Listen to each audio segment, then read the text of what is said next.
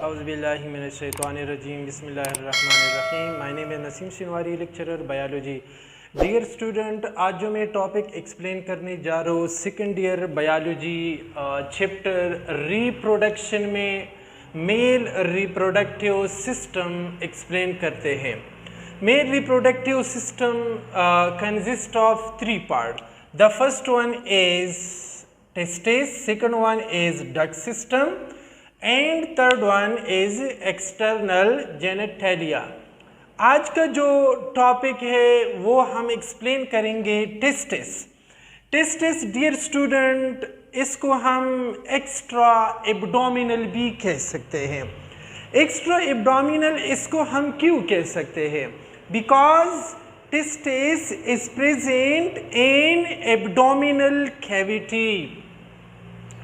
Testis जो है ये एब्डोमिनल कैविटी में मौजूद होती है, तो इसी वजह से डियर स्टूडेंट इसको हम एक्स्ट्रा एब्डोमिनल भी कह सकते हैं।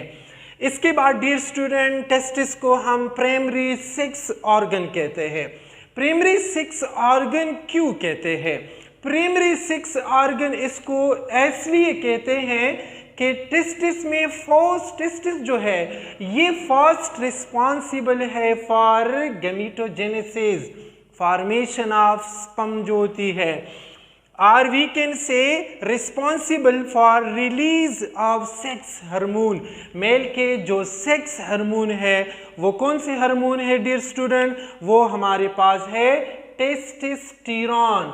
टेस्टोस्टेरोन हार्मोन जो है ये मेल सेक्स हार्मोन है, और ये जो मेल सेक्स हार्मोन है ये टेस्टिस से रिलीज होती है। इसके बाद dear student come to location of testis outside of the abdominal cavity called scrotum. Abdominal cavity के बाहर एक पाउच लाइक स्ट्रक्चर है, पाउच, इसको हम कहते हैं स्क्रोटम। और ये जो स्क्रोटम है डियर स्टूडेंट ये मुश्तमिल है smooth muscle. It's important for MCQs। मतलब ये कि जो स्क्रोटम है ये स्मूथ मसल पे मुश्तमिल है। इसके बाद डियर स्टूडेंट टेस्टिस की जो टेम्परेचर है वो रेस्ट ऑफ द बॉडी से 1 से लेकर 3 डिग्री सेंटीग्रेड कूलर है। Why? Because of spermatogenesis. Formation of sperm के लिए जो टेम्परेचर होती है वो कूलर होनी चाहिए। इसके बाद dear student male reproductive system में जो टेस्टिस है वो ओवल शेप के हैं, अंडानुमा स्ट्रक्चर है। लेंथ इसकी 4.5 है और विड्थ इसकी 2 से लेकर 3 सेंटीमीटर होती है। डियर स्टूडेंट, मैंने स्टार्ट में भी बताया कि टेस्टिस को हम एक्स्ट्रा एब्डोमिनल कहते हैं। क्यों कहते हैं? बिकॉज जो टेस्टिस बनते हैं स्टार्ट इट एब्डोमिनल कैविटी, फिर इसके बाद जब डेवलप होती हैं तो प्रेगनेंसी के 7th मंथ में testis descend from abdomen to scrotum. मतलब ये कि डियर स्टूडेंट ये हमारे पास कुछ इसका डायग्राम इसी तरह है। ये टेस्टिस है डियर स्टूडेंट, ये एब्डोमिनल कैविटी है। एब्डोमिनल कैविटीज में टेस्टिस मौजूद होती है और यहाँ पे एक कैविटी के जरिए स्क्रोटम में इंटर होती है। ये एक हमारे पास कैविटी है, दैट्स अ कैविटी। इस कैविटी को हम इंग्विनल कैविटी कहते हैं। Inguinal cavity. इसी इंग्विनल कैविटी के जरिए ये जो टेस्टिस होती है come from abdominal to the scrotum. ये इसी तरह होती है dear student. That testes come from scrotum and that will also come scrotum. तो डियर स्टूडेंट, मैंने यहाँ पे लिखा है कि डेवलपमेंट एब्डोमिनल कैविटी में होती है। जब डेवलप होती है तो 7th मंथ में, प्रेगनेंसी या गेस्टेशन के 7th मंथ में testis descend from abdomen to scrotum. मतलब ये कि एंगुल कैनाल के जरिए जो टेस्टिस होती हैं एब्डोमिनल से जो स्क्रोटम में ट्रांसफर होती है in the month of in the 7th month of gestation periods.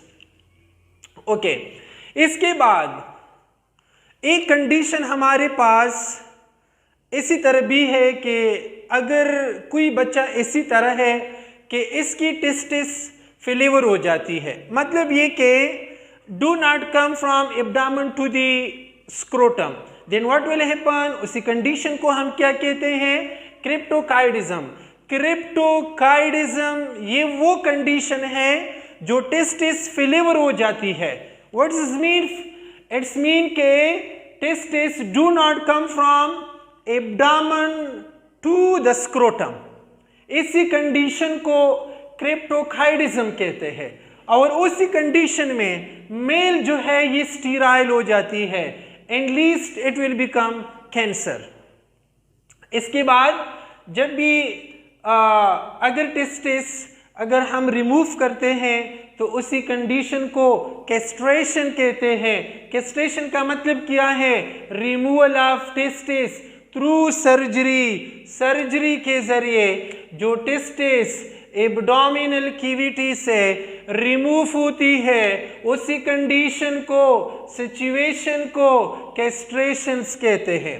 Okay dear student, इसके बाद बाज एनिमल इसी तरह भी होती है कि इसकी जो टेस्टिस होती है वो एब्डोमिनल में होती है।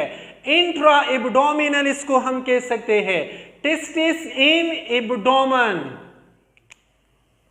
टेस्टिस जो है वो एब्डोमेन में होती है, जस्ट लाइक एलिफेंट है या एक्वेटिक मैमल में डॉल्फिन है। इसकी जो टेस्टिस होती है डियर स्टूडेंट वो एब्डोमिनल कैविटीज में होती है। और हमारे पास एक दूसरा मैमल है जिसको हम बैट कहते हैं। बैट सीजनल ब्रीडर है dear student. Bat is a seasonal breeder. Structure of testis, testis से एक लेयर अराउंड होती है, a tough layer, a tough layer testis से सराउंड होती है डियर स्टूडेंट। इसी लेयर को हम कहते हैं टोनिका। फिर इसके बाद ये जो टोनिका है ये 3 किस्म की होती है, आउटर, मिडल और साथ में इनर। आउटर जो है टोनिका, हमारे पास टोनिका वेजिनेलिस है, साथ में मैं लिखने भी जा रहा हूँ टोनिका वेजिनेलिस। सेकंड वन जो है हमारे पास टेस्टिस के जो लेयर है टोनिका एल्बोजिना।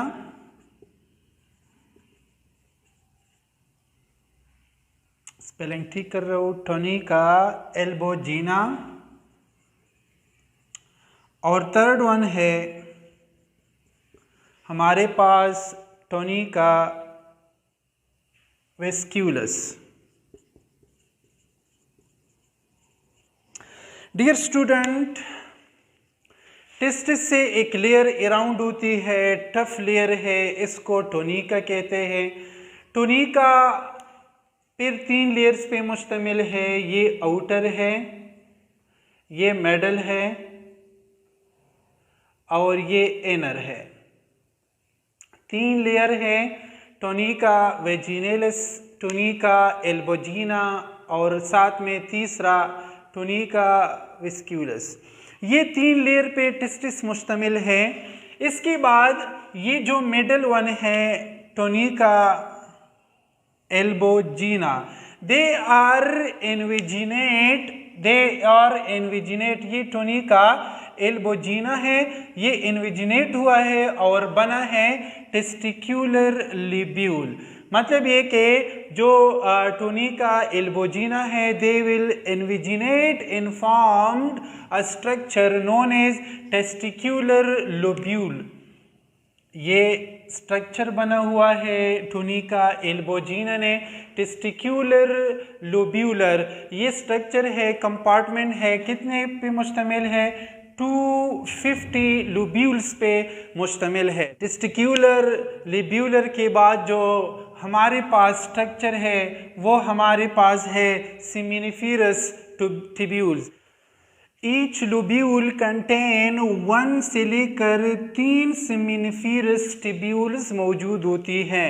इट्स मीन के 250 लोब्यूलर्स मौजूद होती है और एक लोब्यूल्स में ईच लोब्यूल्स कंटेन 1 से लेकर 3 सेमिनिफेरस ट्यूब्यूल्स मौजूद होती है। सेमिनिफेरस ट्यूब्यूल से एक डक्ट एराइज होते हैं, इसको हम कहते हैं ट्यूबुलाई रेक्टी, ट्यूबुलाई रेक्टी। इसके बाद डियर स्टूडेंट सेमिनिफेरस ट्यूब्यूल में फॉर्मेशन ऑफ स्पम होती है। Formation of sperm occur in seminiferous tubule. Seminiferous tubule में फॉर्मेशन ऑफ स्पम होती है। इसके बाद dear student between the seminiferous tubule एक सेल्स मौजूद होती हैं जिसको हम कहते हैं Leydig cell. Leydig cell. Leydig cells between the seminiferous tubule a cell is present called leading cell। और ये जो leading cell है ये एक हार्मोन को मोटिवेट करते हैं, luteinizing hormone, LTH, luteinizing hormone। That hormone secrete another hormone known as testosterone hormone।